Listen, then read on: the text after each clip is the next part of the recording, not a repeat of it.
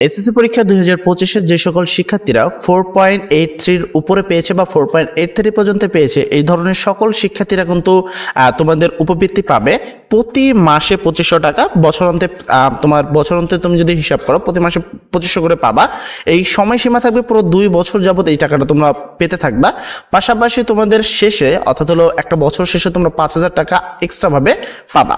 তো এই টাকাটা কোন পদ্ধতিতে অ্যাপ্লাই করলে বা কোন কিভাবে ফর্মগুলো পূরণ করলে তুমি টাকাটা পেতে পারো, কবে থেকে আবেদন করবা, কিভাবে আবেদন করবা এই টাকাটা বা এই উপবৃত্তিটা পাওয়ার জন্য, পাশাপাশি কোন বিষয়গুলো উল্লেখ থাকলে তুমি এই উপবৃত্তিটা পাবা না, সেই সকল বিষয় নিয়ে আজকের এই বিস্তারিত। সর্বপ্রথম যদি আমি এখানে কথা বলি, তুমি দেখতে পাচ্ছ এখানে বলছে শিক্ষাবৃত্তির জন্য অনলাইনে আবেদন করা যাবে। 2025 সালে এসএসসি ও সমমানের পরীক্ষায় উত্তীর্ণ সকল ছাত্রছাত্রীদের জন্য ডাচ বাংলা ব্যাংক এই বৃত্তির আবেদন আহ্বান করেছেন।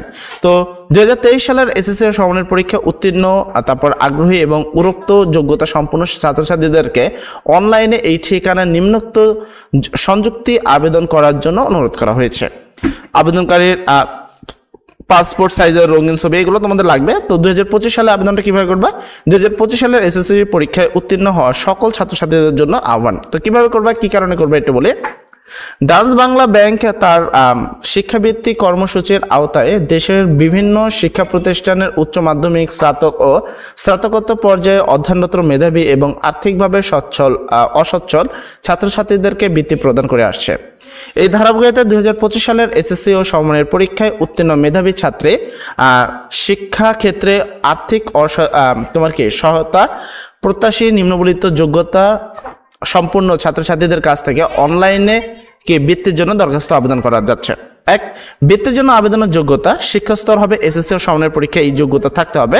তো এটা অবশ্যই তোমার চতুর্থ বিষয় সারা জিপিএটা থাকতে হবে। সেটা হলো সিটি কর্পোরেশন এলাকা, অর্থাৎ যে সকল এলাকা তুমি ঢাকার আওতায় রয়েছে, যেটা হলো সিটি কর্পোরেশন আওতায় হয়ে থাকে বা জেলা তোমার বিভাগ শহর হয়ে থাকে যেটা সিটি কর্পোরেশন থাকে, সেই সকল এলাকাতে থাকলে তোমাকে মিনিমাম জিপিএ 5 পেতে হবে, মানে A+ পেতে হবে। তারপর জেলা শহর এলাকায় যদি থাকো সেক্ষেত্রে তোমার জিপিএ পেতে হবে 5 পয়েন্ট। আর গ্রামীণ এলাকা থাকলে তোমাকে 4.83 পেলে তুমি এই উপবৃত্তির জন্য যোগ্য বলে গণ্য হবে। তো এখন কথা হলো এইটা কতদিন ধরে পাবা। বৃত্তির পরিমাণ হবে হলো এসএসসি পরীক্ষা যে কদিন থাকবে অর্থাৎ 2 বছর, এই 2 বছর ভাবে তুমি টাকাটা পেয়ে যাবা। প্রত্যেক মাসে পাবা 2500 টাকা এবং পাঠ্য বইয়ের উপকরণের জন্য তোমাকে বছর শেষে দেওয়া হবে 2500 প্লাস 1000 টাকা এক্সট্রা। ঠিক আছে, এবার হিসাব করে দেখো যে 2 বছরে তাহলে তুমি কত টাকা পাচ্ছ। বৃত্তির অন্যান্য নীতিমালা, কিভাবে তুমি বৃত্তিগুলো করবা। যে সকল ছাত্রছাত্রী সরকারি বৃত্তি ব্যতীত অন্য কোনো উৎস থেকে বৃত্তি পাচ্ছেন তারা ডাচ বাংলা ব্যাংকের শিক্ষাবৃত্তির জন্য যোগ্য বলে বিবেচিত হবেন না। মানে যারা সরকারি বৃত্তি ছাড়া অন্য কোনো বৃত্তি যদি পেয়ে থাকো, অন্য কোনো মাধ্যম থেকে যদি বৃত্তি পেয়ে থাকো, সেক্ষেত্রে তুমি এই বৃত্তিতে আবেদন করে কোনো লাভ নেই, তুমি বৃত্তিটা পাবে না। গ্রামীণ ও অনগ্রসর এলাকায় অবস্থিত শিক্ষা প্রতিষ্ঠানের ক্ষেত্রে উত্তীর্ণ ছাত্রছাত্রীদের জন্য বৃত্তির শতকরা 90% নির্ধারিত থাকবে এবং মোট বৃত্তির শতকরা 50% ছাত্রীদের প্রদান করা হবে।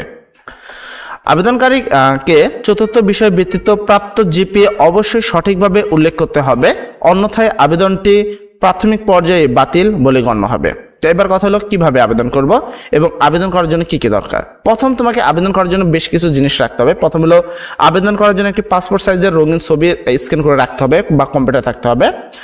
তো এটা তুমি নিজেও করতে পারো অথবা তুমি কোনো একটা মাধ্যমে বা যে কোনো একটা কম্পিউটার কাছে যেও করতে পারো, চাইলে তুমি মোবাইল দিয়েও করতে পারো, কোনো প্রবলেম নেই। আবেদনকারীর পিতা এবং মাতার পাসপোর্ট সাইজের রঙিন ছবি থাকতে হবে, এসএসসি এবং সমমানের পরীক্ষার নম্বরপত্র ও প্রশংসাপত্রের স্ক্যান কপি থাকতে হবে। এখন কথা হলো আবেদন শুরু কবে থেকে। আবেদনের শেষ তারিখ হলো 6 আগস্ট, মানে 6 আগস্ট তোমার আবেদন শেষ হয়ে যাবে, এরপর আর কোনো আবেদন করা যাবে না। ওয়েবসাইটের মাধ্যমে প্রাথমিকভাবে বাছাইকৃত প্রার্থীদের তালিকা প্রকাশ করা হবে 25 আগস্ট থেকে।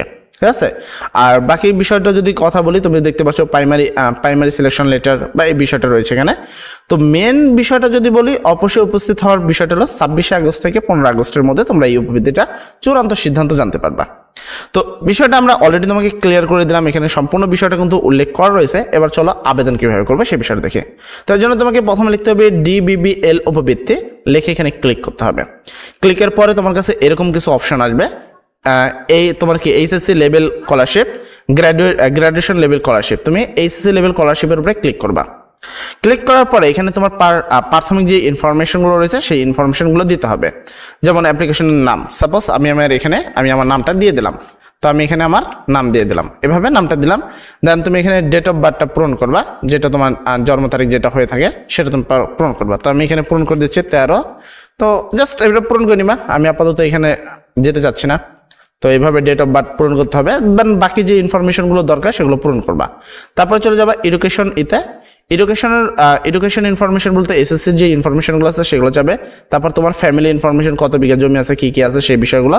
দেন স্কলারশিপ ইনফরমেশন চাবে, দেন তোমার ফটো চাবে, তুমি আপলোড করে দিবা। ইজিলি তুমি টাকাগুলো পেয়ে যাবে ইনশাল্লাহ। দেখ সবাই ভালো থাকবা, সবার জন্য দোয়া করি। আসসালামু আলাইকুম।